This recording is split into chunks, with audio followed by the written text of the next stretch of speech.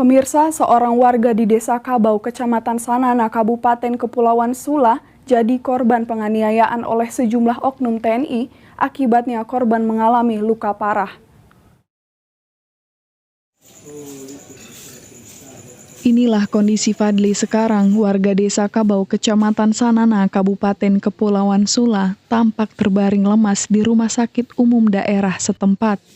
Pria 17 tahun ini adalah korban penganiayaan oleh 5 oknum anggota Satgas Kodim Maluku Utara Yonif Rider khusus 732 Banau pada Kamis dini hari pukul 04.50 waktu Indonesia Timur. Kejadian tersebut berawal saat Fadli sedang duduk bermain handphone. Tiba-tiba terdengar bunyi lemparan batu di atap rumah kepala desa oleh orang yang tidak dikenal. Fadli berlari bermaksud mencari tahu arah bunyi batu. Tiba-tiba datang oknum TNI lalu menyeret dan menganiaya korban meskipun korban sudah menjelaskan bahwa itu bukan dirinya.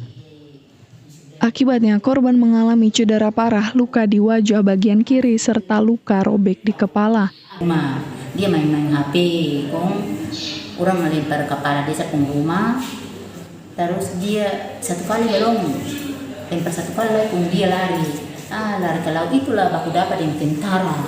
Oh, dia lari, dong kira mengkali yang lempar. Dia yang lempar rumah. Susah pakai tanya lagi. Tanya dia bilang, abang, dia yang lempar sering. Itu jadi sudah. Melalui rilis yang diterima terkait tindakan sewenang-wenang oknum TNI di Kabupaten Kepulauan Sula dan Satgas Kodim Maluku Utara telah meminta maaf serta akan menindak tegas oknum prajurit sesuai hukum yang berlaku jika terbukti. Dari Maluku Utara, Opik Syarifuddin melaporkan untuk Kawan TV.